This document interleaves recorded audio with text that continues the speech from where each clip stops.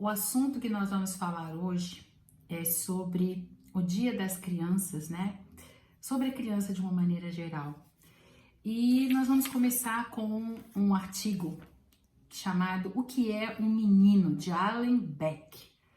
Eu vou ler um pedacinho para nós começarmos. Entre a inocência da infância e a compostura da maturidade, há uma deliciosa criatura chamada menino.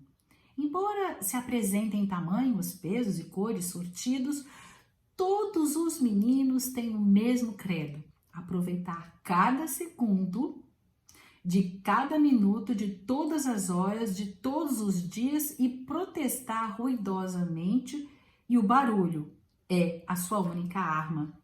Quando seu último minuto é decretado e os adultos os empacotam e os metem na cama.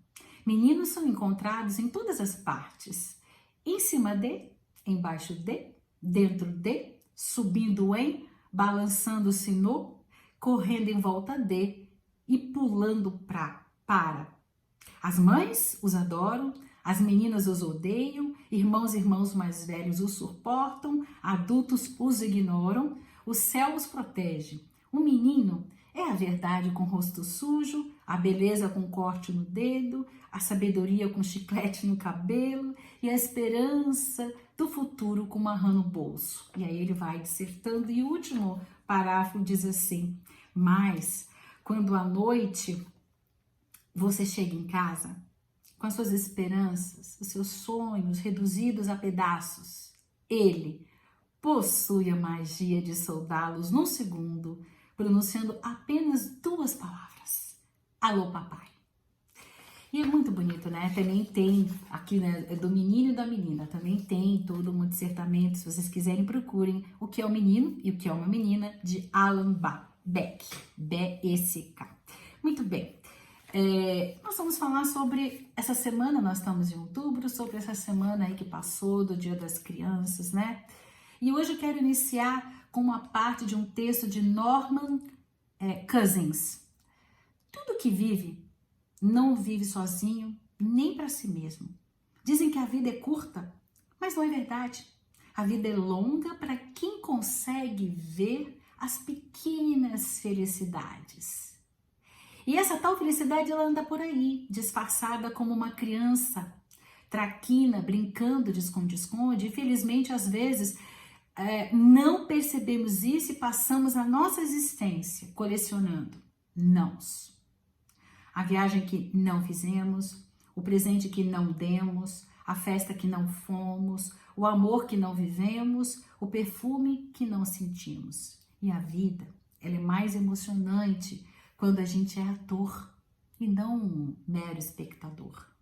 Quando a gente é piloto e não quando a gente é um passageiro. Um pássaro e não a paisagem. Cavaleiro e não a montaria. E como a vida é feita de instantes, não podem e nem deve ser medida em anos ou meses, mas em minutos e segundos. Essa mensagem, gente, é um tributo ao tempo. Tanto aquele tempo que você soube aproveitar lá no passado, quanto aquele tempo que você não vai desperdiçar no futuro, porque a vida é o agora. Então, não tenhamos medo do futuro, apenas vamos lutar e se esforçar ao máximo para que ele seja feito com aquilo que você sempre sonhou. Muito bem, a criança, ela é a esperança do hoje na realização de amanhã. É o Minuto de Sabedoria, onde o Pastorino colocou essa frase. E a nossa terra, ela renova os seus habitantes a cada dia. E todos nós contribuímos para o progresso desse mundo. Porém, um mundo diferente, ele não pode ser construído com pessoas indiferentes. O individualismo que ensina cada um deve pensar em si é muito ruim, porque quem é que vai então cuidar do mundo? O bem comum é responsabilidade de todos nós. Um mundo diferente como nós queremos só será possível se tivermos pessoas diferentes. E sabe qual é a diferença? Ela está na sensibilidade. Frei Jaime Bétega, ele diz no livro O Olhar do Coração, um livro lindo, ele diz assim: o homem subiu gigantescos edifícios de cimentos e estamos vivendo os cimos da cultura intelectual, tecnológica, mas se a gente não descer, repletos de amor, para auxiliar a criança no chão do mundo, olha só, debalde esperaremos pela humanidade melhor. Esse trecho está no livro Taça de Luz, por Emmanuel. Por isso, hoje nós queremos refletir juntos no âmago da questão, né? Onde Jesus, inclusive, já nos advertiu. Ele disse assim, que um homem bom tira boas coisas do bom tesouro do seu coração. E o homem mau tira coisas más do mau tesouro do seu coração. Jesus simboliza o coração como a origem de tudo. Na verdade, gente, o coração não pensa, né? O mestre usava esse simbolismo delicado para nos auxiliar à compreensão. O que o Jesus quis dizer é que da boa ou má função do nosso pensamento depende a boa ou má direção que nós vamos tomar no caminho da vida. Os nossos destinos, a dos nossos filhos, dos nossos sobrinhos, netos, estão na dependência direta do pensar, da mente. E se pensar é criar, vamos criar realidades diferentes. Nós vivemos embotados psiquicamente, estamos todos assim. Educar, gente, significa, em primeiro lugar, educar a si próprio, né? Significa ser, e para nós sermos exemplos àqueles que o Pai Celestial nos confiou. Porque, gente, o lar é a primeira escola, é o primeiro dia de vida, é o primeiro dia de escola. Porém, muitas vezes somos nós mesmos que impedimos a marcha dos nossos queridos para a vida superior.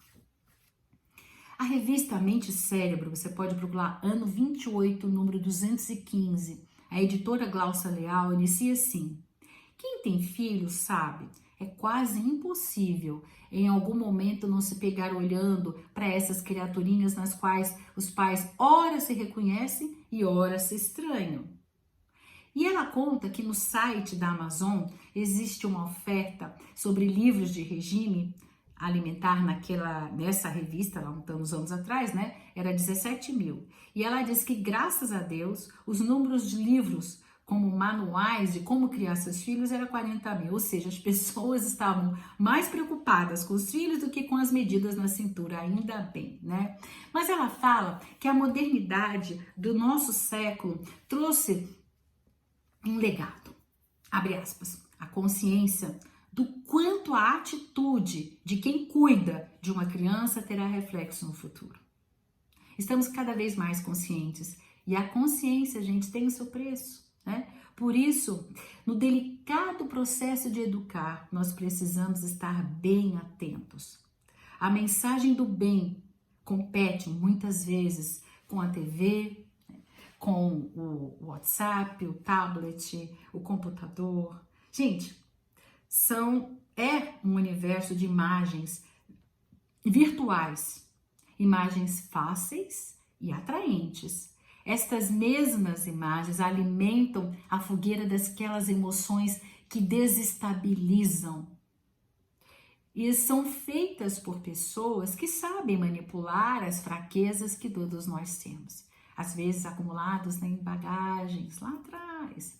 E implantam assim na sociedade a noção de uma vida sem responsabilidades, uma liberdade sem limites, exaltação de todos os prazeres, nenhuma frustração. E mais que nunca, nós precisamos estar bastante atentos e conscientes do banco de dados que a mente dos nossos filhos está sendo preenchida. Porque a fonte de todo bem é, por sua vez, a fonte de todo mal. É no pensamento, né? A relação entre pais e filhos é um complexo burilamento bilateral.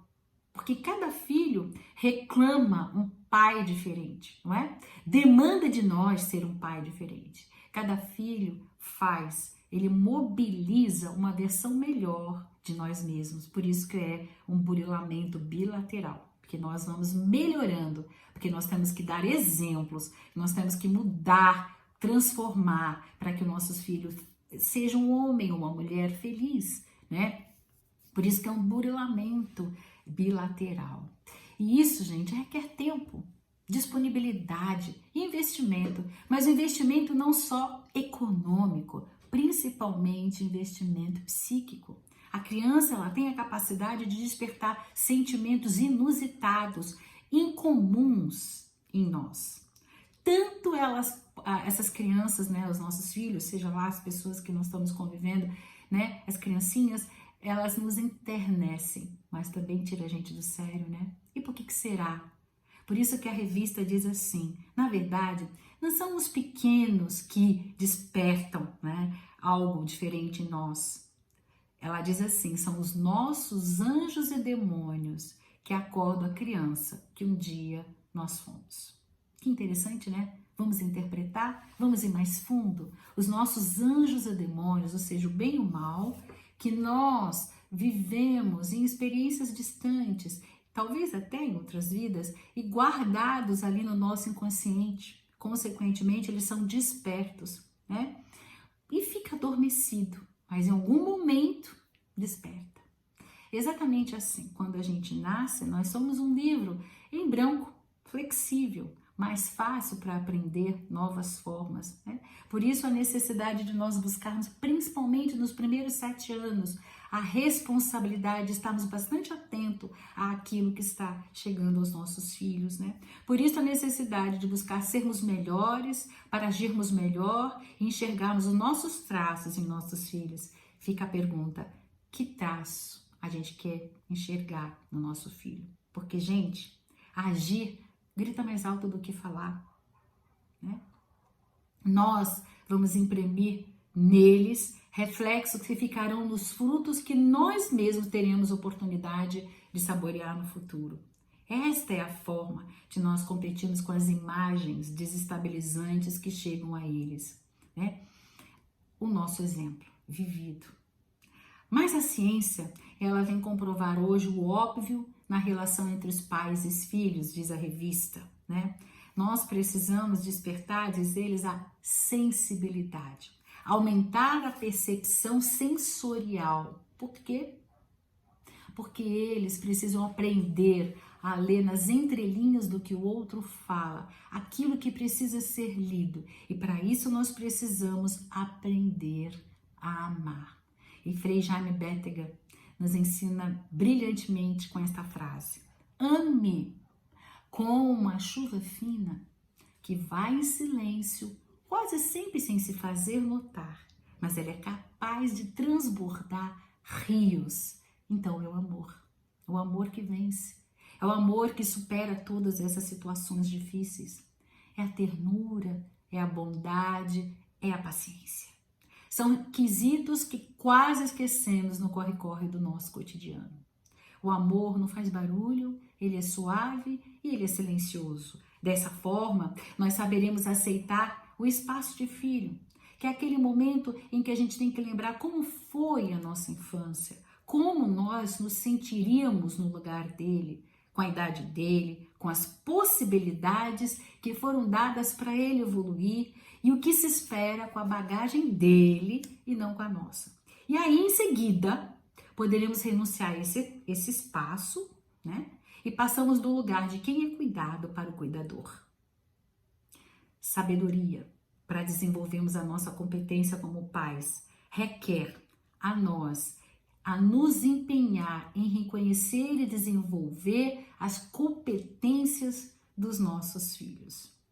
Eu termino com a frase de Piaget: quando eu olho uma criança, ela me inspira 2 sentimentos: ternura pelo que ela é e respeito pelo que ela possa ser. Abraços fraternos.